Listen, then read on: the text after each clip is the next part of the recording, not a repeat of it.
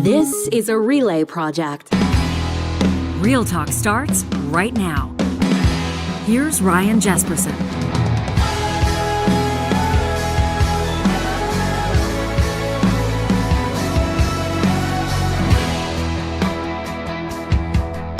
What on earth is a Canadian warship doing sharing anchorage with Russian vessels in Cuba? This is a question that people are asking today as we welcome you to this episode of Real Talk. Charles Adler, in just a moment, we'll touch on that story. Adler presented by Tice Automotive Consulting. We're going to be joined later in this episode by the CEO of CASA, Bonnie Blakley. Her and her team doing amazing work for youth mental health, in particular in the province of Alberta, but their reach across Western Canada. You'll see this ripple effect, this momentum that they're creating, and Bonnie is doing an amazing job with that. Real Talk, proud to be supporting an initiative coming up presented by CASA, Zinn on the River. We're going to give you the details on that. And Johnny, I don't know about you, but I know that everybody right now, everybody over this weekend, everybody across the country right now is still wondering. Everybody's still got that question lingering. Yeah, we know they got to do it 4 times in a row, but is it possible?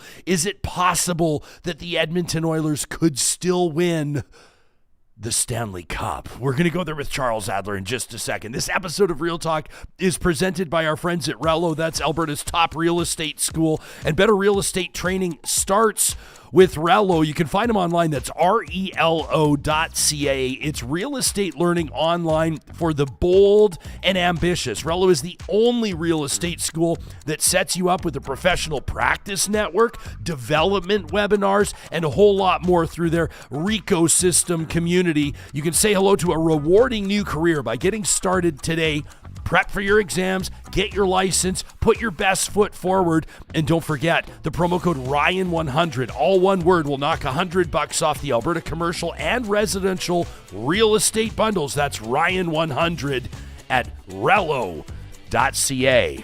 As we say hello to the Emmy Award-winning talk radio legend that kicks us off every single week, presented by Tice Automotive Consulting. It's Charles Adler. Have you felt the reverberation? Have you felt the momentum? Have you felt the tsunami of enthusiasm all the way over there in Manitoba, Chuck, from what happened here in Edmonton on Saturday night, an 8-1 blowout, the Edmonton Oilers clapping back at the Florida Panthers in Game 4?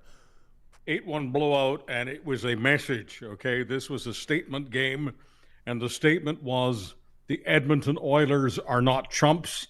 The Edmonton Oilers are not doormats. The Edmonton Oilers have Canada's best and the world's #1 superstar, and he's got heart. He doesn't just have incredible hand-eye coordination, an incredible ability to have 360 vision, and all those things that you actually have to be born with. But Connor McDavid is not going to allow the Edmonton Oilers to be pushed around in any way, shape, or form. And he gave it his all. So did everybody. And I've never bought this idea that the Florida Panthers have a goaltender that is impossible to stop. We stopped him. We got in his head. He got tossed from the game. And I never want to hear about this business again about it doesn't matter how strong the Edmonton Oilers offense is. The Panthers have an impossible goaltender. Nobody's impossible. Connor McDavid doesn't believe it, and I don't believe it. And by the way, I want to dedicate some of this segment to a guy named George. George didn't like some of the things I said on the podcast last Monday, and he called me stupid. Oh. So, George, I put my glasses on. I know you don't listen to the podcast, you watch it. I put my glasses on because that, I'm told by experts, guarantees me 10 IQ points. You look very smart in those glasses. You look very sharp. How did George was this an email? Was this a tweet? How did George reach you, and what in particular did he take umbrage with? He found my Charles at charlesadler.com email, and he took umbrage with my politics. Okay. George feels I don't respect the conservative movement enough, and he feels that I ought to smarten up. So I don't know how to change my views, because my views come straight from the head, which I think is still fairly well connected to my Canadian heart. But I can change my glasses, or I can't change the option of wearing or not wearing them. So there you go. And that was it for George. Now it's back to normal. Well, okay. Well, here's my thing is, number one, I appreciate George tuning in. That's always the number one thing I say to folks, no matter how fired up their flamethrower is, no matter how venomous their take may be. I always say, thank you for tuning in. We appreciate you. Without audience, we are nothing. I'll remind George that we present and explore many different perspectives on this show, and maybe we can talk more about the Oilers. We'll see what happens Tuesday, Game 5. If they can win Game 5, then we got a real series 3-2, and then people will have to tolerate you and me going on and on and on. But maybe for George, this might be a nice surprise, because I want to talk about a story that has been kind of, I think, raising eyebrows, to say the least, over the weekend, and this kind of shines a light, not in a flattering way, although I'm curious for your take on it, on the federal Liberal government. In particular, Minister of Foreign Affairs Mélanie Joly, who was kind of caught by David Common, Power and Politics, over the weekend. And I didn't think he knew he was backing her into a corner. But he asked her what Canada's Warship, the HMCS Margaret Brooke, was doing, sharing anchorage in Cuba with Russian vessels, including nuclear-powered submarines.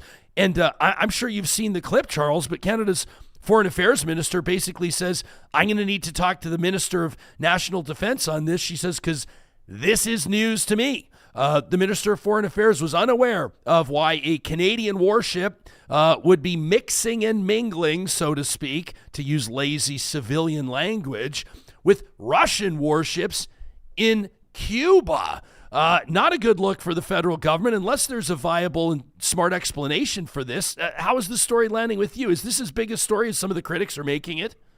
Well, no, I don't think it's the biggest story in the world. I do think that she's probably telling the truth, that this ambushed her, took her by surprise, and we'll have to talk to the defense minister to figure it out. Yes, the foreign affairs minister should know.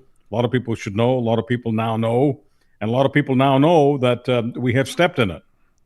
We have to see the Russians as an adversary for many, many reasons, but primarily because the Russians are committing genocide in Ukraine. Over the weekend, the Prime Minister put a tweet out about the thousands of children, not dozens, thousands of children stolen. That means kidnapped. That means abducted, okay? That means having crimes against them. Russians stealing Ukrainian children, taking them to Russia. God knows what the Russians are doing to those Ukrainian children, but the Prime Minister, Mélanie Joly's boss, the senior CEO in this country nationally, Prime Minister Justin Trudeau, said to those children that we, Canada, would be involved in bringing them back. So no country that makes a pledge to thousands of children to bring them out of Russia should be partnering in any way, shape, or form with a Russian ship, whether it's a warship or a frickin' sailboat. Yeah, I mean, just the support that Cuba, I mean, I'm not sure if, like, this was a story that I think for some people might be a surprise, but like there are members of Cuba's military that are fighting alongside Russians. Like Cuba has been supporting, like you said, Russia's war in Ukraine, and so to send this Canadian ship down there. And again, like I'm a civilian. Okay, but I'm also, like you said, you talk about your head and your Canadian heart. And I know that what draws people to this show, and I know how this audience is wired, and a lot of times it's just kind of like common sense, gut instinct. How does stuff land with you?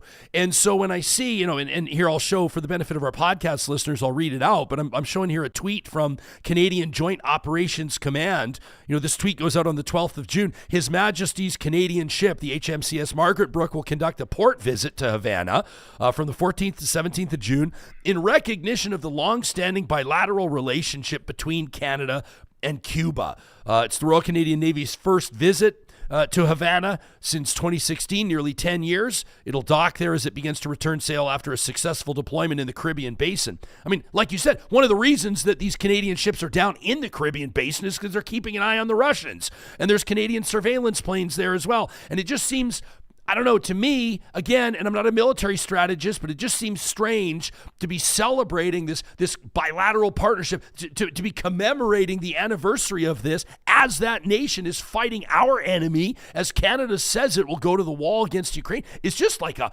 mishmash of priorities. It sends I don't know what message it sends to Canadians, but it's a strange one. I'll give you that much. You mind if I make this personal? Do it. All right. Yesterday was Father's Day, and I put a message out on social media dedicated to the person with the strongest backbone I ever was honored to know. My father, Mike Adler, he put me in his backpack in 1957 during the Hungarian Revolution / uprising, which was crushed by Putin's heroes, crushed with tanks and guns. Young Hungarians, freedom fighters, murdered in the streets of the country I was born in. So my father put me in that backpack, and he carried me from behind the Iron Curtain in communist Hungary to freedom in Canada, our promised land.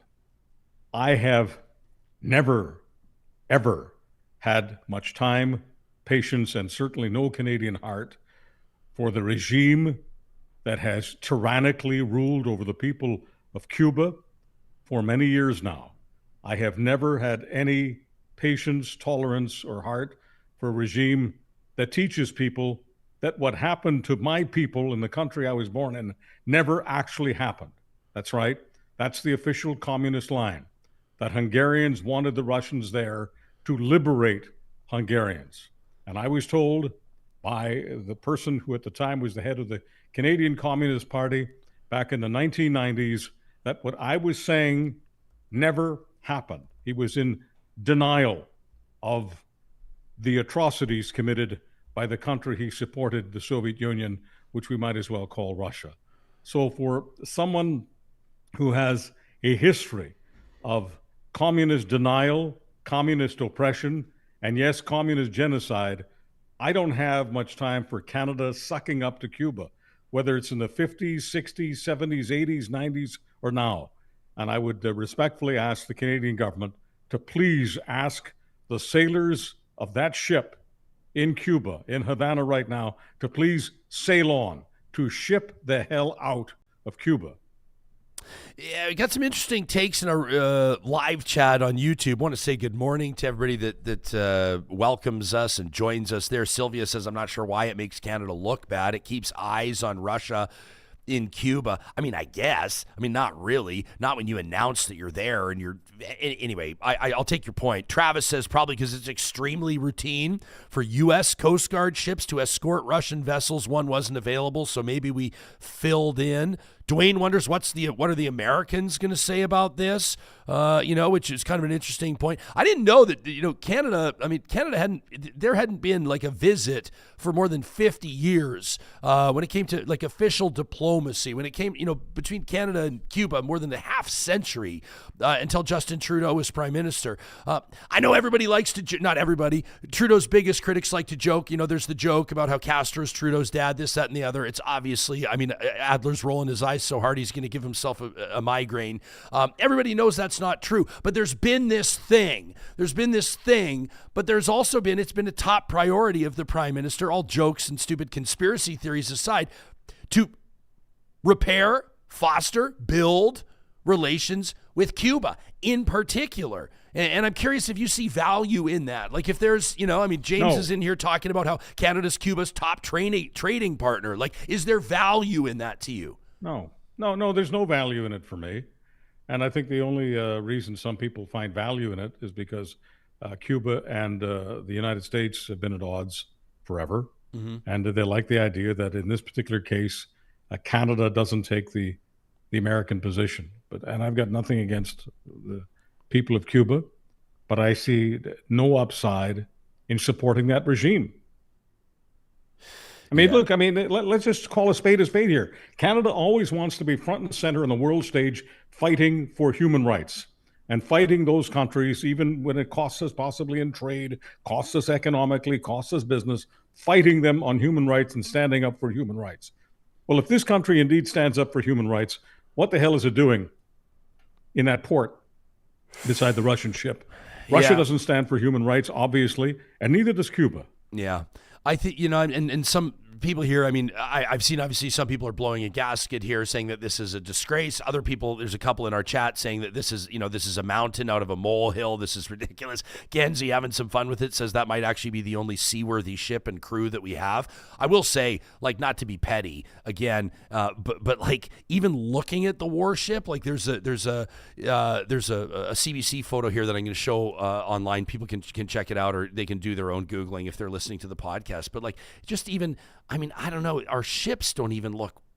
It's just, I don't know. The whole thing is embarrassing, man. You know what I mean? Like, what would happen if stuff went down? Is it even capable? Look at this thing. This thing looks like it was manufactured in World War I don't know. It's just, I don't know. You look next to that Russian, you can see in the background there that nuclear-powered sub, that Russian, you see that black sub there in the background, and we're sending our guys in on like a, I don't know, man. I've seen people hauling in crab traps on boats that look more seaworthy than that, on boats that look more, I'm not even trying to, I'm serious, man. Look at that thing. But you've got, as always, you bring I don't care who you are as a public communicator. If you're not listening to Ryan Jesperson, you really aren't getting it. You've got to bring vivid imagery because we have to draw pictures for the mind. I don't care how many people watch a couple of Canadian lads yakking on the podcast. The thing is, we still have to provide pictures to the mind, and that's what you've done here. You know, you brought in the boat looking for crabs, the crab vessel. This whole story is a crab vessel. Yeah. This whole story is giving Canadians the crabs. Yeah. I mean, oh, jeez. Yeah. The thing that I think like what was especially remarkable to me was Minister Joly. I think that she winds up. I mean, that's just a tough look, put on the spot in an interview when the Minister of Foreign Affairs doesn't know why a Canadian, or didn't know that, not even why, didn't know that a Canadian warship and Navy patroller was sharing port with Russian vessels in Cuba. I just thought, like, that's just a tough look. Maybe it's somebody caught on their heels. Maybe it's a small thing. Maybe it is a mountain out of a molehill, but it just really surprised me. Did you happen to see Alberta's Premier Danielle Smith exclusively on Real Talk just a few days ago? Did you see that sit down with Danielle Smith? Yeah, on our Wednesday episode. I always watch your sit downs. Well, I appreciate that. Whether they're with the so-called blue chippers, the leaders, or other people. I mean, Well, for that matter, did you see the Spittin' Chicklets the next day? Yes. Yeah, yes, I did. okay. Well, I'll ask you about that next. But what did you make of Premier Smith? The interview's doing really well. I mean, a lot of people have checked it out. It was kind of like the spring session recap. Yeah. That's why we brought her on. But was there anything? I mean, I'm putting you on the spot here, but anything that jumped out in particular what Alberta's Premier had to say heading into the summer? This is when we're going to hear less and less from politicians in the news. You see more and more of them at the pancake breakfasts, the town halls, the music festivals, but not so much out of the Alberta legislature. Well, I mean, the Premier is always good on her talking points. She plays offense very well. She plays defense very well. There were a couple of minor points which some people picked up on, which were relatively minor, that where she wasn't telling the whole truth and nothing but the truth. I never expect her to tell the whole truth, so I guess my standards are a little bit lower. But I would say in general, Danielle Smith was having a good day. So was Ryan Jesperson. And people who want to pick on some of those details, that they can find them. They're on the web. Well, I thought the most sort of striking moment for me in the entire interview. And I didn't expect it to be this, but I was curious to see how she would answer the question around former Premier Alison Redford's appointment to the board for Invest Alberta. They were obviously political adversaries for a long time. When Redford was Premier, Smith, leader of the opposition, wanted to be Premier and was trending to be Premier till the Lake of Fire stuff in 2012. But Danielle Smith says up front when I asked her, number one, about the appointment, Redford, I mean, I think a lot of people were surprised to see her, receive that appointment, kind of maybe a patronage appointment, you might call it. But I had heard that there had been a meeting between the two of them, the former Premier and the sitting Premier, ahead of time. In other words, there had been personal one-on-one communication between the two of them. So I didn't know anything about it. I didn't know anything about the meeting. So I just said, how'd the meeting go? And Danielle Smith says, for people that haven't yet heard the interview, I recommend they check it out. She says, Alison Redford told me she hasn't been able to find work in Alberta. I thought, wow. Like, whether that's entirely accurate or not, the fact that she said it in an interview, I was really surprised. Are you? Well, that was one of the things that she said, which, the details make no sense to me. The moment Danielle Smith said that Alison Redford told her that she can't find work in Alberta, I'm sorry, but my BS meter was like in full red line mode. I don't know if that little ship in Havana, has a BS meter, but I have one. I was born with one, and I didn't believe it. I don't believe that Alison Redford can't find work in Alberta. And certainly her resume doesn't say that. So if Alison Redford's actually saying that, and Danielle Smith is quoting Alison Redford literally, then I guess I'll apologize. But no, Alison Redford can find work anywhere she wants in the world. She's an educated person. I don't want to go over all of the scandal stuff. I get that Danielle Smith wants to build a bridge between her current Conservative Party and the PCs. I mean, I get all of that. But going on Ryan Jesperson's podcast saying Alison Redford can't get work in Alberta, almost as if to say that this appointment was some kind of sympathy cookie. Poor Alison. She can't find a job. I got her one. That's one of the aspects of the interview that kind of turned around. Yeah, I don't know. I mean, I wonder. I have no insight into. I know that some people had sent me like screen grabs of Alison Redford's LinkedIn, which is like, okay, whatever. So it shows that she's been on a couple of boards and stuff like that. But I'd be curious to know. Like, I do know, like, when this is kind of pretty obvious and fairly straightforward on how business works, and how politics work and the politics of business.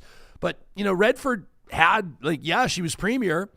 She maybe was the unlikely winner of that leadership race. People think back to the big all-star cast, the people that were vying for the Conservative leadership at that time, and she was maybe somewhat of a surprise winner up the middle in that race, but obviously resigned. Do I say resigned in disgrace? I mean, resigned amid losing the confidence of her caucus, that's for sure. And then at that time, sort of interim premier Dave Hancock comes in, but it was a tough, optically, for the Redford brand, it was a very difficult time. And I can imagine, even these days, even 10 years later, I see it all the time. I hear it all the time. And sometimes it's on the show, and sometimes it's in person. But when certain politicians' names come up, some politicians earn or achieve the graces of others. Sometimes time heals those wounds. And other times there's just politicians that just kind of, people just want to keep taking them out to the woodshed. And Alison Redford's one of those. And to be honest, and I'll step in it here because I think that this deserves to be said, I don't think that Alison Redford has been treated fairly. To be honest with you, I understand there were certain things, right? Like the flight manifest. Let me remind people of a couple of things, right? So there were, Alison Redford at that time, the province of Alberta owned a plane. Actually, I think owned planes. I think that the province of Alberta still should own a plane. I do think that the premier and senior cabinet ministers should have access to a plane. I think that's pretty reasonable. I think that's pretty normal. It's very reasonable. We shouldn't have our premier in the back of an SUV. It's not like you're saying they should own a nuclear-powered submarine. An airplane. I mean, it's, an airplane. I mean, if only we had access to Tidewater, then maybe. But there was some shenanigans. There were some shenanigans on the flight manifests, and some people might say it's called lying. There was some lying going on in the flight manifests on who was on the planes and things like that. So that deserves scrutiny. That's not how those are intended to be used. That's a waste of taxpayer dollars. But in the grand scheme of things, newsflash, sometimes people stretch the truth. Newsflash, sometimes politicians jimmy rig privilege to accommodate their family traveling with them, whatever. What was the other big one? The other big one was the Sky Palace, right? Under Alison Redford, the province, her government was undertaking the expense of developing a living space, on the top floor of a building right across from the Alberta legislature that was intended to be the premier's residence. It was obviously not called the Sky Palace until a critic called it the Sky Palace. But guess what? Yeah, maybe it didn't get developed exactly how she wanted it. There was going to be a bedroom for her, a bedroom for her teenage daughter. It was going to be kind of a customized accommodation. But They're using it. Present day, they use it all the time. That infamous photo of Jason Kenney and Tyler Shandro and Travis Taves and everybody with the bottle of Jameson's gathering on a white tablecloth dinner on the patio during COVID when people were restricted from gathering. Guess where that was? That was in the Sky Palace. They're still using it, right? They're getting their money's worth. Now, I understand the optics, right? Alison Redford thinks that she can fly on private planes and lie to us, and she thinks that she can develop a premier's residence, but does it make sense, maybe, to have an official premier's residence in Edmonton if the premier doesn't live in Edmonton? I think common sense would suggest, yes. Of course it does. Of course it does. And it makes a lot more sense than spending millions of dollars because a friend may be a lobbyist for Turkey and sending millions of Alberta tax dollars to Turkey for cold medicine that nobody wants. Sure. So every premier's got their thing. Right? You're talking about the Tylenol scandal, which is, Tylenol is just one of my favorite political headlines of all time, so I like to reference it as often as I can. All of this to say, I'm not trying to resurrect Alison Redford's political career. I don't think you could pay Alison Redford enough to put her name on a ballot again, and obviously everybody knows in Alberta she'd get smoked, and so she would never do it. But I'm just saying, some politicians, after time, people give them the benefit of the doubt. You know, people start to look back, George W. Bush, people start to look back and go, gosh, things actually weren't all that bad. Things actually, look, gosh, wouldn't it be great to have George W. Bush as the Republican nominee again instead of this guy? And other politicians, for whatever reason, maybe a big part of it is because Redford's a woman. We could explore that angle, that avenue. Maybe that's part of the reason why she's treated, in my mind, unfairly or not held to the same standard as other former premiers. But like warts and all, you look back and Klein's got his critics, but people, generally speaking, freaking love Ralph Klein. And I'm not comparing the two premiers. I'm just saying that Klein gave people a lot of reasons to be critical for 30 years past his due date, and they're not. And with her, they are. So to bring it back to my question to you, I thought it was pretty interesting and noteworthy. Danielle Smith didn't have to appoint her to that board. In no way did she feel obligated in any way to appoint her, but she did. And also a story of less significance, getting less attention. But a gal by the name of Brittany Baltimore, who is a senior player in Jason Kenney's UCP government, was appointed to the MacEwan University board as well. She's a Kenney soldier. She's not a Smith soldier. And so a lot of times, you know, regardless of province or territory in Canada, when we see a lot of these appointments, they call, you know, ABCs, they call them, right? The agencies, boards, and commissions. The appointments are almost all based on who's done what for whom. I mean, these are all the thank yous. These are all the rewards. Thank you for your service. Thank you for your time. Thank you for your sacrifice. Now here's a plum assignment. You can sit on this board, make a few extra bucks, although we're not talking big bucks. I think Redford will get under 10 grand for the year. But the point being, Danielle Smith gives a Kenney soldier an appointment, and she gives a former political foe a pretty high profile appointment. I was kind of surprised.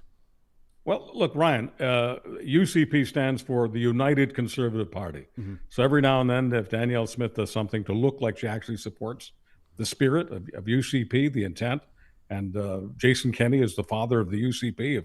If she's honoring someone who was a Kenney supporter, and she's honoring someone who goes back to the days of the PCs, and it was all about the PCs and Wild Rose Uniting. I mean, she does that. She's being a CO. I mean, she's behaving like a CO. I'm not going to knock her for that. But the business of Redford, you know what I'll never forget about Redford? Those people who were huge supporters of Wild Rose at the time. And Wild Rose, of course, leader was Danielle Smith, wanting to defeat Alison Redford's PCs. The spinners, the people who wrote messaging and did messaging in those days, were insisting that when you use the name Redford, you don't pronounce it Redford, you pronounce it Redford. Yeah, that's right. Emphasize the red because she's a commie. And that was one of the things that Wild Rose messengers were all about. Redford. Yeah. The federal liberal moonlighting as a conservative premier, right? Like, that's the thing. Alberta Girl makes a good point here as well. This was not intended, by the way, to turn into the Alison Redford redemption tour. That's not what this episode was intended to be. But I want to give a shout out to Alberta Girl, who says, keep in mind as well, when Alison Redford was premier, she was a single parent. It's true, single mom, right? Or at least, let's say, a divorced mom. So there are two parents in the mix. But Alberta Girl's right. She was looking after her daughter. Says that she was basically lynched for being a good mom and living authentically. Like, when she went to Nelson Mandela's funeral because she worked with him. Alberta Girl, that's 2 points for you, because that was another big one, right? Remember, Redford went to Nelson Mandela's funeral, and then she had to pay back the tab. And I think it was, like, off the top of my head, like $40,000 or something. Like, it was a pretty significant tab to go to that funeral. That was another one that rubbed people the wrong way. But here's the thing, like, if you're a politician in the good graces, right? Like, if you're an incredibly popular premier or popular prime minister, or for that matter, a popular mayor at the right time, and you're polling high, and people think that everything you're touching is turning to gold, and you have public opinion in your favor, then something like going to Nelson Mandela's funeral is not controversial. Nobody cares. They go, well, of course you should be there. Of course they should. They say, that's great that we're represented there, right? But if you're not in the good graces... Whose funeral? Wait a second. I realize that Nelson Mandela was also a red kind of guy, a pro-lefty kind of guy. I get that. But I mean, if that's anti-apartheid, yeah, pro-left or anti-apartheid. But the people who were pro-apartheid were calling Nelson Mandela and his party red. So I'm just playing to the Wild Rose cheap seats here, and I'm simply asking it's just a setup. Set myself up to ask the question: is there some sort of unwritten rule that the Premier of Alberta can only attend the funerals of those people who are on the right? If you're a dead right-winger, you'll get the Alberta Premier to attend the funeral, but if you're a dead left-winger, sorry, you're SOL. Yeah, I think it's just like once you've lost, the public trust, in particular when people believe that you're, manipulating resources, that you're lying for personal gain while in office, then it's a tough one. It's a tough climb back. All of this to say, interesting appointment by Alberta's Premier Danielle Smith. We got a bolt, man. We're going to talk to you again in a week. It's always great to see your face, Chuck. Thanks for showing up today. Thank you. Yeah, Charles Adler is presented weekly right here on Real Talk by our friends at Tice Automotive Consulting, who want to remind you that buying a vehicle should be fun. And they can make that happen. You can learn more what they do at ticeautomotive.com. I love their business model. They basically hear from you exactly what you're looking for, what's your price range, and then they go find it for you. They do the full inspection. They make sure you're not buying a lemon. They make sure that you are thrilled with your purchase. And at Tice, June's Pride Month, but it's Pride Month 12 times a year at Tice Automotive Consulting. They're looking forward to celebrating with you all. From the team at Tice, every girl, gay, and they has a horror story of an experience at an auto dealer, an auto shop, or with a mechanic. They've been there. They've heard the stories. You've either been dismissed, ignored, confused, or even worse. But at Tice, they want to change that. They want everybody to feel safe and confident in the choices and the care that they put into your vehicle. They do the legwork. They give you all the information you need in a safe space at Tice Automotive Consulting. You are family. Speaking of family, had a chance to swing by the new Friesen Brothers in West Edmonton yesterday, picking up a couple of things for the barbecue. Had a little Father's Day barbecue yesterday evening, and they had that medieval times dinner going on. So cool to see so many families. I want to give a shout out to the Real Talkers that came up and said hi. They were in for that medieval dinner. You remember that medieval times dinner we were telling you about? And they do that stuff. It's like all you can eat for a set price, and they were carving up this unbelievable prime rib. Oh my gosh. Well, June is also Alberta Pork Month at Friesen Brothers, and so they want to remind you that on their website, friesen.com, that's FRESON.com, you can check out giveaways, grilling tips, and more, and they're giving away a grill at every one of their 17 locations. You can find all the details at friesen.com. And a shout out to our friends at Complete Care Restoration. This is a time of year, thank goodness for some of this rain we've been seeing in communities that have desperately needed it. But wildfire is a reality right now. Same deal with spring floods into the summer. And then there's stuff that has nothing to do with weather, and sometimes it's just part of your reality. You're doing a renovation project, you find asbestos, you discover black mold. You don't want to mess around with this stuff yourself. Complete Care Restoration has experts that restore property and rebuild peace of mind. They're ready to respond 24/7, province-wide. You can find them online at completecarerestoration.ca. As we welcome to the studio a very good friend, and if I've ever known a mover and a shaker, she is it. Bonnie Blakley, the CEO of CASA Mental Health. Welcome back to the studio. It's nice to see your face. Thanks for having me here today. Yeah, you were just in BC for a bit. You guys have events going on all the time, raising funds, raising support for mental health. What was happening in BC? We do. We have our cycle tour that launched out of Kelowna this weekend. Yeah. And the only downside is it happened to be on the night of the Oilers game. No. But man, were we cheering them on from Kelowna. Oh, because you're a huge Oilers fan. Huge You're Oilers like season fan. two. You Oh, love to be in yeah. the barn. You love to be in the... So what is it? Are you superstitious? Oh, yeah. Okay, so what happens now that the Oilers go down 3-0 and then you miss a game and they win 8-1? What are you going to do because they're going to win in Florida? We know that. We both know that. Yeah. Do you Absolutely. have Game 6, Yeah. do you have to sit that one out, or what's? No, it has nothing to do with if I was in the building or not. Are you sure? 100%. I Okay. changed my underwear. That's what happened. Okay, so we're gonna keep. We're just gonna keep doing it. I've got a buddy who was wearing gnarly socks for a long time through the first couple of rounds of the playoffs, and he, Different jersey, different. We got her. Okay. We got her. We changed Okay. it all up, and I'm glad you've got that worked. figured See? out. Yeah. See, I we got changed it. I was wearing because I was standing in defiance. And don't worry, we'll talk about serious stuff and the real stuff in just a second. But in defiance, and to send a message to the fan base to remind them that we need to support our team and stand in solidarity, I was wearing my autographed Darnell Nurse sweater. Nice. For the first 3 games, right? Oh. Right? What? See? Just cause I was like, I wanted to remind Nurse, Yeah. we still got your back, and he just something needs to click and whatever.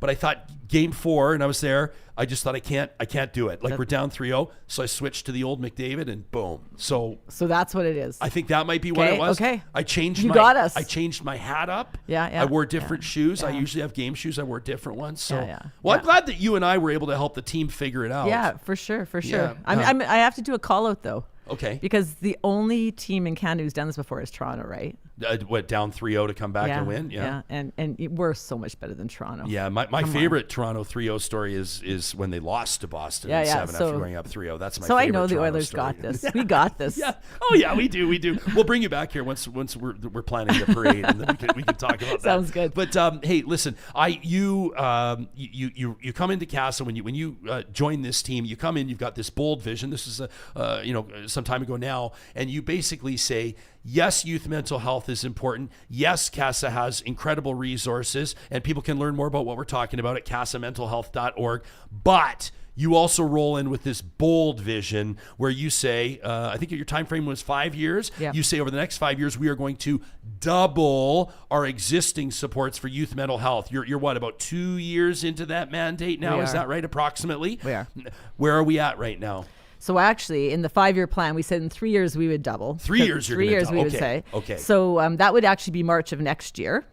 So we serve about 4,000 children, youth, and families. And to double, we'd have to get to 8. But Yeah. I actually am really proud of our team because we got to 8,900 this year. Bonnie, that's amazing. So you're ahead of schedule. Way ahead. When we're Way talking youth mental health supports, first of all, youth, what are we talking, 3 to 17? 3 to 18. 3 to 18, okay. And someone will say, well, mental health supports for 3-year-olds. What's that all about? Can you help us understand about some of the work that your team does? Yeah, absolutely. So we have actually a preschool day program for kids who already are starting to present with maybe some challenges that we anticipate could create opportunities for mental illness as they move forward. And so some of those things are related to how they are attached. Some things are related to how they're behaving. And so we know if we can intervene sooner, hopefully we can make a difference so those kids never end up either developing a full-blown mental illness, or that we can help those families to be able to basically deal with them in their own homes. Wow. I'm looking at your website right now. It's obviously very well organized for people. Again, casamentalhealth.org. So you've got a link for help for a 3 to 5 year old. Obviously, pretty unique skill set for those counselors, and and then you've got help for the 5 to 17 year olds. You got options. People can click on immediate help, and then here's the one that's always the gut punch for me. I understand why it has to be there. The button on the bottom, quick exit. Sometimes there's people that are looking for mental health resources. They can't have it get out. There could be someone in their own home, supposed to be the safe place, that if that person finds out that they're seeking mental health resources or supports, that could be real trouble. That could be life-threatening in some circumstances. Seeing something like that on this website really reiterates to me the huge importance, the huge value of what your team is doing. Do you think the average Albertan understands the need for youth mental health services today?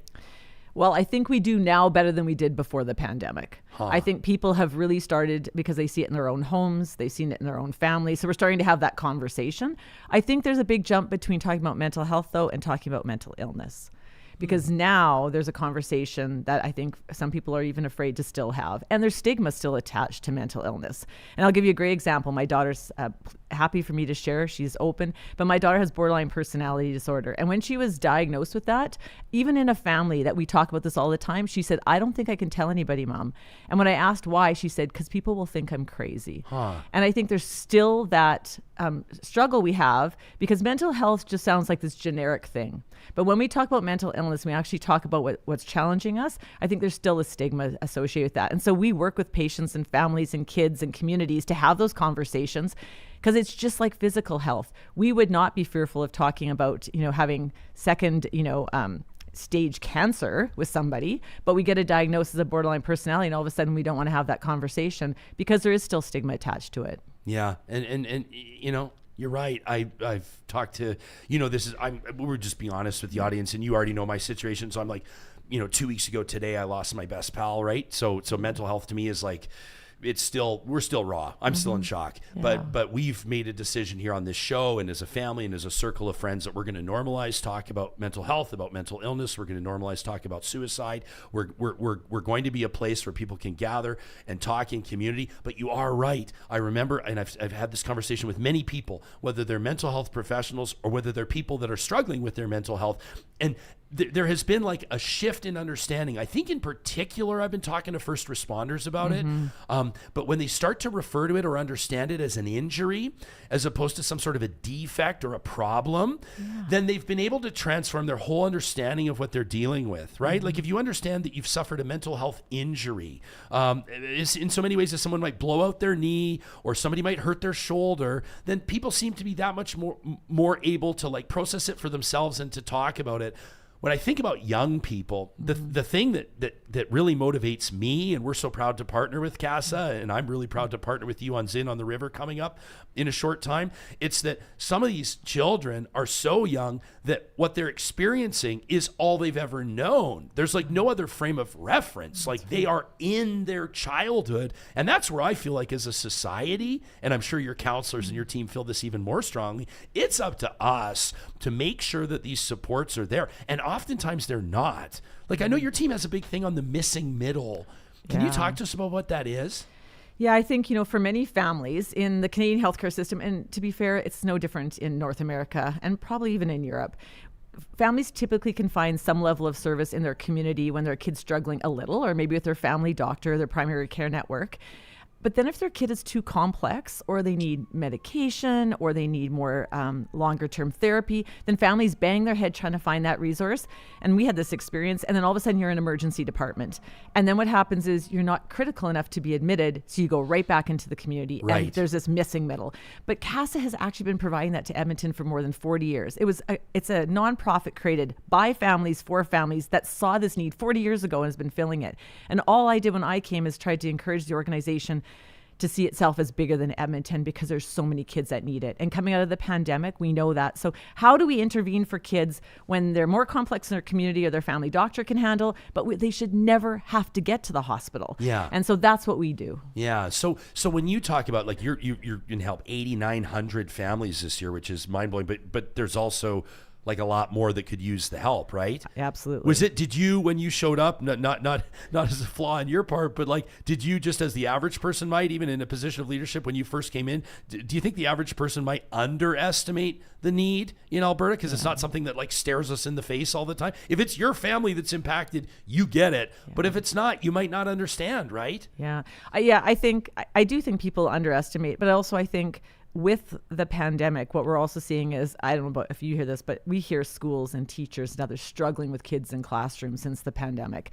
And a lot of that existed likely previously, but it's showing up more. So it's not only that it probably existed before, but now the acuity of what we're seeing is showing up. And so I think more people are starting to talk about it, to your point, but whether we fully understand what's needed. But I mean, this is no different than physical health. It's like mental health is just 50 years behind. Yeah. We're just starting to understand it and to quantify it and to identify, like, what do we need for people? I always give this example.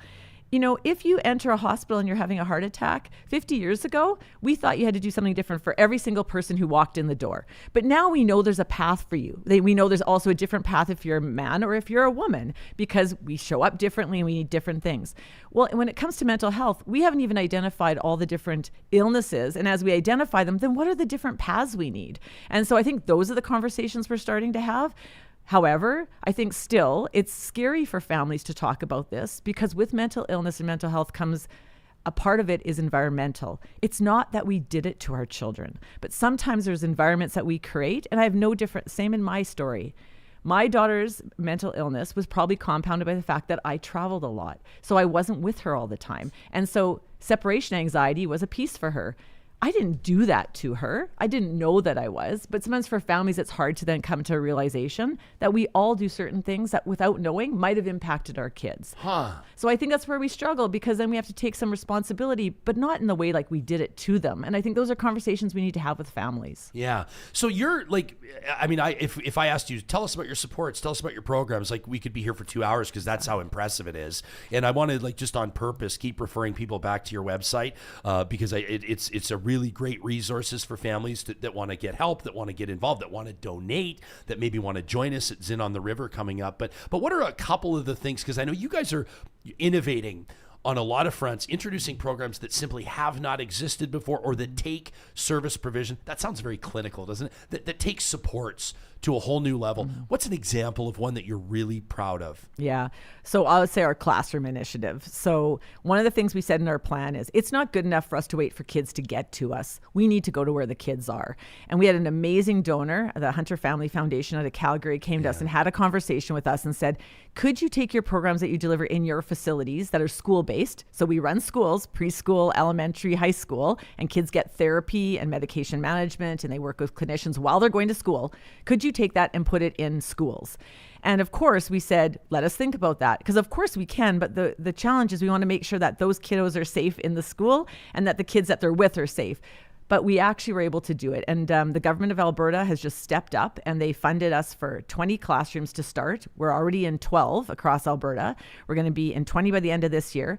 And then government just recently announced that they're willing to support 40 more of these across Alberta. So we'll have 60 classrooms.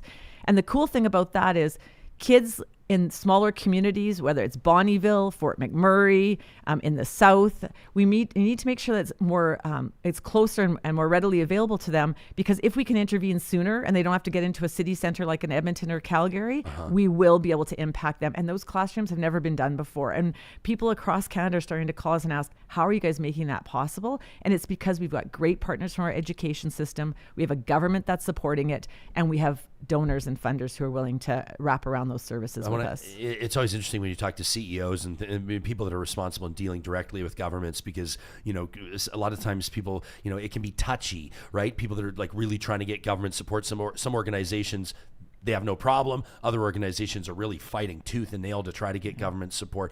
In your impression, what's been your impression of the willingness of government to participate, and maybe, you know, how government sees the value of, because you would, you know, let's describe you as maybe a partner, but an external organization. You're not a government agency. No. Does that make it more difficult? Does it make it easier to secure the funding? Like, does government, in your mind, prefer to see an organization with like half a century of experience? You know, quarterbacking this type of stuff? Yeah, well, I think we're a trusted partner because we have been in Alberta and we are a nonprofit, but we also are smaller, so we're more nimble. So we can make things happen in a different way, and I think they're looking for that. And listen, I have to give them kudos, regardless of what your political stripe. We always say we don't do politics, we do kids' mental health. 100%. But this government has really supported a path that has the ability to be an example for the rest of Canada, which is we need to think more strategically like a business when we think about healthcare. And that doesn't mean a profitable business. We can be a nonprofit business and still think like a business. And that's how do we get services closer, faster, more effective, and for lesser cost. And you know what? We've been able to do that. And what's super cool for us is all we do is children's mental health. So we can do it well. We don't have to think about that the rest of the continuum, but here's the cool part. We do. We work with community partners in prevention promotion, and we work with our Alberta Health Services when it comes to acute care services. If I can speak frankly, I think we need more nonprofits thinking like businesses, right? Like, because that allows you to find efficiencies, to grow, and ultimately to improve your service, but to impact more lives. I mean, 100%. It's obvious. Yeah, and I think, again, in the Canadian healthcare system, we sometimes struggle with that philosophy. But the truth is, it's like I always say to our teams who, they're here for children's mental health. And I say, getting the dollars and aligning them right is like putting our oxygen mask on first. We can't help anybody if we're not doing good business first. And after that, then we can provide all sorts of services to kids and families that we never could before. And that's really what we've done. Is Alberta a leader in this? Like when it comes to, are there CASAs, by different names across the country, or is this something that Alberta should be really proud of? They should be really proud of this. This is not. And we're literally, I had the Ontario government, Saskatchewan and BC have just reached out, and we're at a session we were at, and they're looking for what's happening here. We still have a long way to go to create this as a system. I always say CASA success can't be done in isolation of the rest. Alberta Health Services needs to be able to provide that hospital and emergency response, and our community partners like Kickstand, which is an organization doing integrated youth services. If they're not getting the supports they need and working, it's not going to work because it has to be a continuum of care. But now we're starting to fill that middle, and if we do that, we should alleviate that pressure on the hospital. Amazing. Hey, listen. I have to talk to you, and because I want our audience to know, and I want our audience to be joining us on the 26th of June. It's coming up, in my mind, in the best patio in the province. And I don't apologize to anybody else for saying that. Nobody's patio is more impressive than that at the Fairmont Hotel MacDonald. This has been an annual event in support of CASA Mental Health. The great Nick Lees, a community builder, obviously a media icon and a local philanthropist, has been supporting this for many, many years. I think about 10 years ago it started. Zin on the River, which is just like the best way for people to launch into summer. I'm so excited to be there with you. For our audience that might not know about Zin on the River, what can they expect on June 26th? Well, here's the thing. The sun's going to be shining. The Oilers are going to have been winning. And we're all going to drink glass of wine and maybe some scotch on the patio to celebrate, right? So that's what they can expect. It's an opportunity to do some wine tasting. This year we have scotch tasting, which is super exciting. There'll be some amazing desserts. So it starts at 7 o'clock. You'll get to have a few drinks, have some dessert. There'll be amazing artwork that you can bid on and a few other things. And you'll be there. I mean, who doesn't want to show up for that? Oh, I'm so excited. And this is like, you guys have, you're talking about, there's a live auction that I love the vibe at the live auction. It did it last year, and you draw a crowd that is, number one, obviously motivated to support CASA, but number two, sees the value in things like, stays in Napa Valley, Sonoma County for wine lovers. You know all about that. Temecula, a silent auction, like you said, rounds of golf. Beautiful pieces of art there as well. And then you've brought in live music by Silk and Strings, which is like a whole performance vibe. I'm so excited. So cool. Yeah. And so this is $100 a ticket with all of the proceeds going to support CASA Mental Health. Right. So everything that you've heard Bonnie talking about, all of these amazing programs that they have, they're all going to be supported by this. You can still get your tickets. Check it out on we'll put the link in our show notes. We're going to pump this out on our social media. And Real Talkers, we're going to be talking to you about this all week. But again, that's coming up on June 26th. I'm thrilled to be there as part of it. It's the annual Zin on the River at the Fairmont Hotel MacDonald in support of CASA mental health. It's going to be, it's obviously going to sell out just like it did last year. People aren't going to want to miss it. So today's the great day to get your tickets again at CASAmentalhealth.org. Speaking of movers and shakers and people who have business to do, your team has let me know you got to get out of here. You got stuff to do. I got stuff to do. So I've got to bid you adieu. But thanks. And I want to say you made the extra effort to be in studio today. Thanks for that. Because I always like to look you in the face and thank you for the work. And also to your team. Because I know you're surrounded by people that have committed their lives to this. Thanks for everything that you're doing on behalf of the families, including Real Talk families that have utilized these resources. We're proud to be a partner with CASA. Thanks, Ryan. We appreciate having you on board. You got it. Have a great rest of your day. Hey, you as well, my friend. That's Bonnie Blakley. Again, that's Zinn on the River coming up on the 26th of June, and you can learn more at CASAmentalhealth.org. We're going to get to positive reflections. This have an amazing submission from Ron, who just sent me this. This is one of my favorite things of all time. But before we get there, I want to talk to you quickly about our friends at California Closets and the work that they're doing. Johnny mentioned over the weekend, heading into the last game on Saturday, Johnny had jumped in on the show and made a note as we were talking to Spit and Chicklets, by the way, live in studio. If you missed that episode of Real Talk, check out the Chicklets on Real Talk. So much fun. But Johnny pointed out the California Closets has a great new ad going with Oilers goalie Stuart Skinner. And all I'm saying is that right after Johnny mentions that, then the Oilers go on a heater and win 8-1. So, shout out to California Closets. Shout out to Stuart Skinner. Shout out to Johnny Infamous. And by the way, if you are looking for custom closets and storage solutions for the entire home, including your garage, it all starts with a free design consultation at californiaclosets.ca. Also wanted to remind you that Athabasca University is Canada's open university with world-class accredited online degrees and courses designed so you can complete your education wherever and whenever it works for you.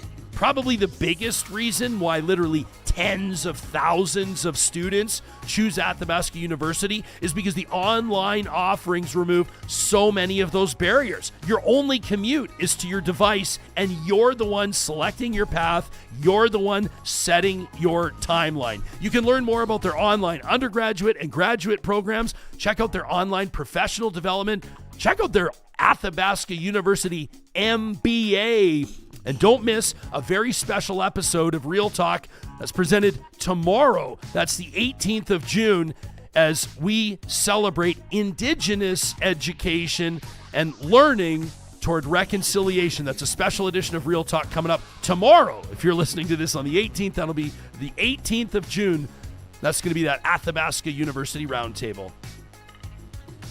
Now, every week we get things started, at least this is part of the plan, on the right foot. For those that, maybe have a case of the Mondays, our friends at Kuby Renewable Energy want to make sure that we're seeing the bright side, that we're seeing the silver linings, that we're shining a light on the positive stories that are happening around us. And time again, we ask you to submit your positive reflections. And that's exactly what Ron did to talk at RyanJesperson.com. This is an Instagram post from Field and Stream. You know that, the Anglers magazine, Field and Stream? Johnny, check this out. I'll show it on my screen. This is an amazing video. So this is happening at a wedding, okay? And I don't even know where this is, but they got all the groomsmen out there, and they're wearing their beautiful blue suits, and they give them some fishing rods, and the photographer goes to work. And they say, oh, this will be kind of fun. You guys get your rods in the water. Everybody,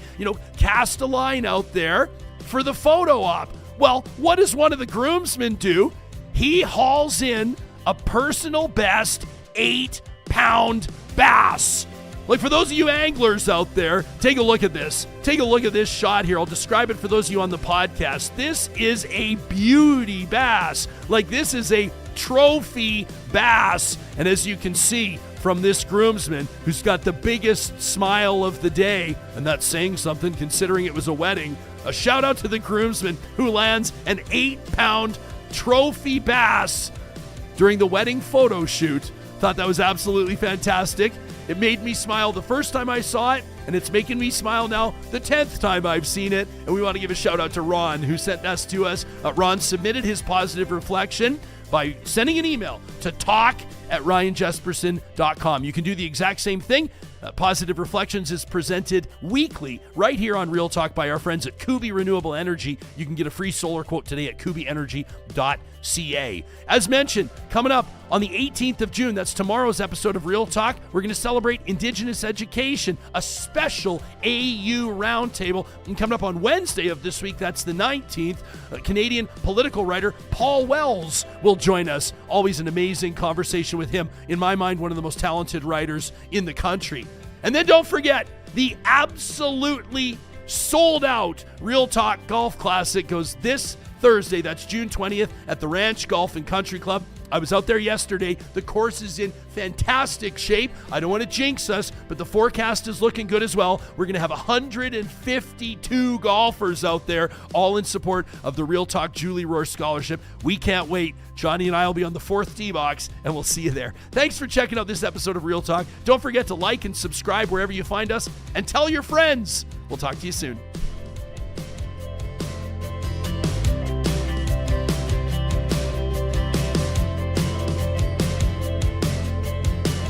Real Talk is hosted by Ryan Jesperson, executive producer Josh Dunford, technical producer John Hicks, general manager Katie Cook-Chivers, account coordinator Lawrence Derlego, human resources Lena Shepard, website design Mike Johnson.